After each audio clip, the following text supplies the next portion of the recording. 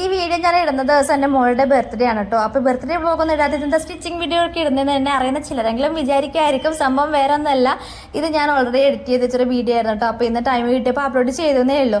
അപ്പം ഞാൻ നേരെ കാര്യത്തിലോട്ട് വരാം. കഴിഞ്ഞ് നമ്മുടെ നാട്ടിൽ ഓണപരിപാടിയും കാര്യപരിപാടിയൊക്കെ കഴിഞ്ഞപ്പോഴാണ് തോന്നുന്നു തമിഴ്നാട്ടുകാർക്ക് ഉറക്കം തെളിഞ്ഞത്. അവർ ഇപ്പോഴാണ് ഇവിടുത്തെ ഈ ഓണം സെലിബ്രേഷനൊക്കെ സ്റ്റാർട്ട് ചെയ്തതെന്ന് തോന്നുന്നു. അപ്പോൾ കഴിഞ്ഞ ദിവസം ആമയുടെ സ്കൂളിലൊരു മെസ്സേജ്, നമ്മുടെ എന്താ പറയുക, സ്കൂളിൽ ഓണം സെലിബ്രേറ്റ് ചെയ്യുന്നുണ്ട്, ആ പാരൻസും സ്റ്റുഡൻസും എല്ലാവരും ട്രഡീഷണൽ ഡ്രസ്സൊക്കെ ഇട്ടിട്ട് വരണം എന്നുള്ളത്. എൻ്റെ കയ്യിലാണെങ്കിൽ ട്രഡീഷണൽ ഡ്രസ്സ് ഒന്നും തന്നെ ഇല്ല, ആമിക്കുമില്ല എനിക്കില്ല. ഞാൻ അങ്ങനത്തെ ഡ്രസ്സൊന്നും വാങ്ങിക്കാറേ ഇല്ല. അപ്പോൾ പെട്ടെന്ന് ഞാൻ പറഞ്ഞതുകൊണ്ട് ഞാൻ വിചാരിച്ചു പെട്ടെന്ന് തന്നെ നമുക്കൊരു തുണി എടുത്തിട്ട് സ്റ്റിച്ച് ചെയ്തെടുക്കാം. അപ്പോൾ ഓൾറെഡി ആമിക്ക് ഒരു സ്കേർട്ട് അടിക്കാനുള്ള പീസ് ഞാൻ ഓൾറെഡി കട്ട് ചെയ്ത് വെച്ചതുണ്ടായിരുന്നു. അപ്പോൾ പണ്ട് എപ്പോഴോ കഴിഞ്ഞ വിഷുവിനും കണ്ട് കട്ട് ചെയ്ത് വെച്ചതാണ്. ഇനി മടി കാരണം സ്റ്റിച്ച് ചെയ്തില്ല. അപ്പോൾ അത് അവർക്ക് ഉണ്ട്. അപ്പോൾ അതിന് മാച്ചായിട്ടുള്ള ബ്ലൗസ് പീസ് എടുക്കാം. ആ ബ്ലൗസ് പീസിൻ്റെ ബാലൻസ് തുണി വെച്ചിട്ട് നമുക്കൊരു ടോപ്പിന് ചെറിയൊരു ഡിസൈനും കൂടി കൊടുക്കാനുള്ളൊരു ഉദ്ദേശത്തോടെയാണ് ഞാനിത് സ്റ്റാർട്ട് ചെയ്തത് കേട്ടോ. എൻ്റെ മുന്നിൽ ഒരൊറ്റ ദിവസം ടൈം മാത്രമേ ഉണ്ടായിരുന്നുള്ളൂ. ഇപ്പോൾ ഇന്നാണ് മെസ്സേജ് വന്നത്, നാളെ ഒരു ദിവസമുണ്ട്, മറ്റന്നാളാണ് പരിപാടി, ഇങ്ങനെയാണ് ഉണ്ടായിരുന്നത് കേട്ടോ. അപ്പോൾ അന്ന് തന്നെ രാവിലെ തന്നെ ഞാൻ പോയി മെറ്റീരിയലൊക്കെ വാങ്ങി അന്ന് രാവിലെ തൊട്ട് തുടങ്ങിയതാണ് ഈ സ്റ്റിച്ചിങ് പരിപാടി. അങ്ങനെ ഒരു വിധത്തിൽ ഞാൻ ആമിയുടെ ഡ്രസ്സ് ഒന്ന് സ്റ്റിച്ച് ചെയ്ത് എടുത്തു കേട്ടോ. സ്കേർട്ടും പാവാടിയും. അത് എന്താ പറയുക, എന്തോ ഭാഗ്യം, എനിക്കത് പെട്ടെന്ന് തന്നെ കിട്ടി. ഞാൻ കുറച്ച് പണിയെടുത്ത് പോയത്, ഞാൻ ബാക്കിൽ എളുപ്പപ്പണിക്ക് വേണ്ടി സിബാണ് വെച്ചെടുക്കാൻ ഉദ്ദേശിച്ചത്. നോക്കുമ്പോൾ ഞാൻ വാങ്ങിയിട്ട് വന്നത് ഇൻവിസിബിൾ സിബ്. അത് വെക്കണമെങ്കിൽ നമ്മൾ സിംഗിൾ ഫൂട്ടിൻ്റെ ആവശ്യമൊക്കെ ഉണ്ട്. അപ്പോൾ എൻ്റെ കയ്യിലാണെങ്കിൽ നോർമൽ പഴയൊരു മെഷീനാണ്, അതിൻ്റെ സിംഗിൾ ഫൂട്ടൊന്നും ഇടാനൊന്നും എൻ്റെ കയ്യിൽ ഉണ്ടായിരുന്നില്ല. അപ്പോൾ അത് വെച്ചിട്ട് കുറച്ചൊന്ന് കഷ്ടപ്പെട്ടു പോയി. പിന്നെ ഞാൻ നേരെ എന്താ പറയുക, വൈകുന്നേരമൊക്കെ ആകുമ്പോഴേക്കും അവരുടെ ഡ്രസ്സ് ഏകദേശം ഞാൻ റെഡിയാക്കി എടുത്തു കേട്ടോ. പിന്നെ നേരെ നമ്മുടെ സ്റ്റിച്ചിങ്, നമ്മൾ കുർത്തി ഡിസൈൻ ചെയ്യാനും സ്റ്റിച്ച് ചെയ്യാനും വേണ്ടിയിട്ട് ഇരുന്നു കേട്ടോ. അപ്പോൾ കട്ട് വർക്കൊക്കെ നന്നായിട്ട് അറിയുന്നവരൊക്കെ ആണെങ്കിൽ പെട്ടെന്ന് തന്നെ അവർക്ക് ഇതൊക്കെ ചെയ്തെടുക്കാൻ പറ്റും. എനിക്കാണെങ്കിൽ ഇതൊന്നും പഠിച്ചിട്ടില്ല, എനിക്ക് അറിയത്തുമില്ല ഈ ഡിസൈനിങ് ഒന്നും ചെയ്യാനൊന്നും. പിന്നെ രണ്ടും കൽപ്പിച്ച് ഒരു പരീക്ഷണാടിസ്ഥാനത്തിലൊരു പരീക്ഷണം നടത്തി നോക്കിയതാണ് കേട്ടോ. അപ്പം ഞാനിത് ഈ ഒരു ഡിസൈനിലാണ് ഫ്രണ്ടിൽ നമ്മുടെ ആ ഒരു ഡിസൈൻ ചെയ്യാൻ പോണത്, ഈ ഒരു മോഡലിലാണ് കേട്ടോ. അപ്പോൾ ഒരു 10 ഇഞ്ച് ലെങ്ത്ത് താഴത്തോട്ട് നമ്മൾ നെക്കൊന്ന് വരച്ചു കൊടുത്തിട്ട് ഞാൻ ഇതേപോലെ ഒന്ന് കട്ട് ചെയ്തെടുക്കുന്നുണ്ട്. ലൈനിങ്ങിലാണ് കട്ട് ചെയ്യണത് കേട്ടോ. ഫ്രണ്ട് പീസിൻ്റെ നമ്മൾ ലൈനിങ് കട്ട് ചെയ്തെടുത്താകുമ്പം ഫ്രണ്ടും ബാക്കും സെപ്പറേറ്റ് മാറ്റി വെക്കണം കേട്ടോ, രണ്ടും ഒരുമിച്ച് കട്ട് ചെയ്ത് വെക്കറ്.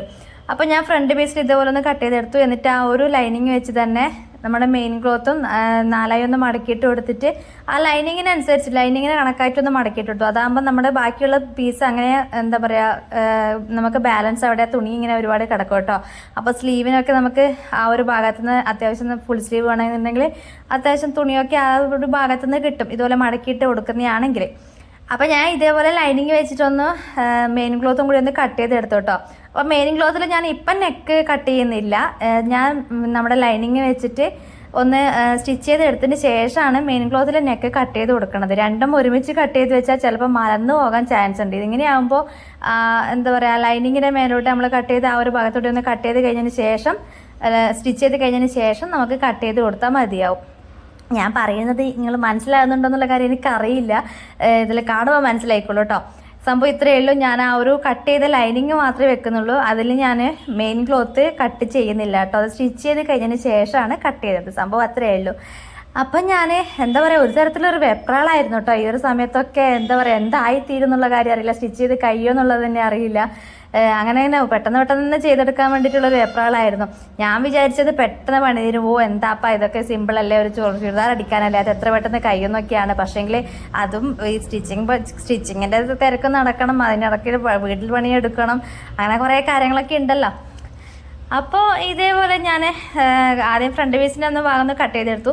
പിന്നെ ബാക്ക് പീസും ഇതേപോലെ കട്ട് ചെയ്തത്. ബാക്കിൽ ഞാൻ സാധാരണ നോർമലായിട്ടുള്ള നെക്കാണ് കൊടുക്കണത്, ഒരു യു ഷേപ്പ് പോലുള്ളൊരു നെക്കാണ് കൊടുത്തത് കേട്ടോ. അപ്പോൾ ഇന്ന് ഡീറ്റെയിൽഡ് ആയിട്ടൊന്നും കാണിക്കേണ്ട ആവശ്യമുണ്ടെന്ന് എനിക്ക് തോന്നില്ല, കാരണം സ്റ്റിച്ച് ചെയ്യുന്നവരൊക്കെ ആണെങ്കിൽ അവർക്ക് അറിയാലോ, അവരവരുടെ അളവും കാര്യങ്ങളൊക്കെ അറിയാമായിരിക്കുമല്ലോ. ഇത് ഞാൻ ചെയ്ത ഡിസൈന് മാത്രം ഒന്ന് കാണിച്ചിരുന്നേ ഉള്ളൂ കേട്ടോ. ഇനി ഞാൻ ഡിസൈൻ ചെയ്യാൻ പോണത് ആമയ്ക്ക് വേണ്ടിയിട്ട്, മോൾക്ക് വേണ്ടിയിട്ട് അടിച്ച ബ്ലൗസിൻ്റെ ബാക്കി പീസ് വെച്ചിട്ടാണ്. അതായത് ഈ ഒരു കഷ്ണം പീസ് മാത്രമേ ബാക്കി ഉണ്ടായിരുന്നുള്ളൂ.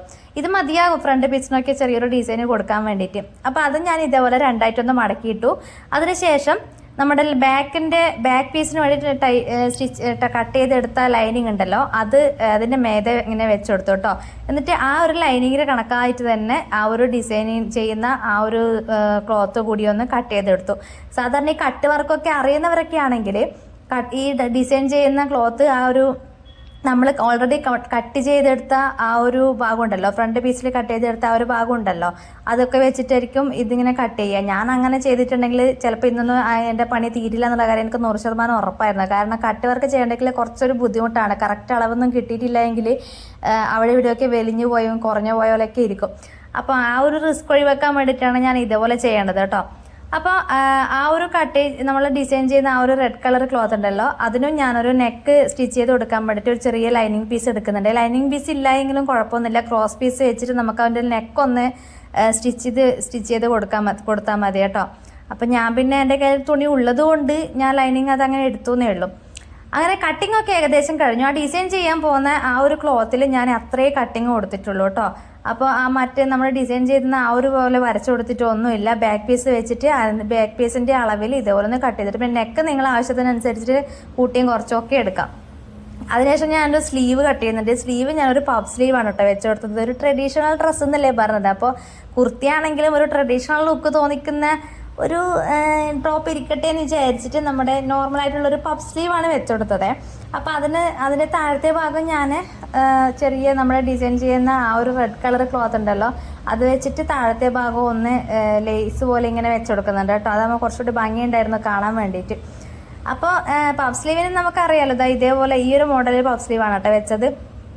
അപ്പോൾ അത് സ്ലീവ് ഞാൻ പെട്ടെന്ന് തന്നെ ചെയ്തെടുത്തു കേട്ടോ. അപ്പോഴേക്കും സമയം രാത്രി ആയിട്ടുണ്ടായിരുന്നു കേട്ടോ. അങ്ങനെ സ്ലീവ് ഞാൻ പെട്ടെന്ന് തന്നെ ചെയ്തെടുത്തു. അതിനുശേഷം നമ്മൾ ഡിസൈൻ ചെയ്യാൻ പോകുന്ന ആ ഒരു പീസ് ഉണ്ടല്ലോ, അതിൻ്റെ നെക്കും ഞാനൊന്ന് സ്റ്റിച്ച് ചെയ്തെടുത്തു കേട്ടോ. അപ്പോൾ ഞാൻ ഓൾറെഡി പറഞ്ഞു ഇതിന് ലൈനിങ് വേണം നിർബന്ധമൊന്നുമില്ല, നെക്ക് സ്റ്റിച്ച് ചെയ്തെടുക്കണം, അത്രയേ ഉള്ളൂ അതിൻ്റെ ഉദ്ദേശം. ഞാൻ ഉള്ളത് കൊണ്ട് എടുത്തുവെന്നേ ഉള്ളൂ. പിന്നെ ക്യാൻവാസ് ഒന്നും വെച്ച് കൊടുക്കുന്നില്ലല്ലോ, അപ്പോൾ കുറച്ചുകൂടി ഒന്ന് തിക്കായി നിൽക്കട്ടെ എന്ന് വിചാരിച്ചിട്ടാണ് ലൈനിങ് എടുത്തത്. അതിനുശേഷം നമ്മൾ ഫ്രണ്ട് പീസിലെ ആ ഒരു ഭാഗം ഉണ്ടല്ലോ, അത് ഞാൻ ഇതുപോലെ മെയിൻ ക്ലോത്തിൽ വെച്ചൊന്ന് അറ്റാച്ച് ചെയ്തെടുത്തിട്ട് ആ ഭാഗം ഒന്ന് കട്ട് ചെയ്തെടുത്തിട്ട് നെക്ക് മലർത്തി അടിച്ചു കേട്ടോ.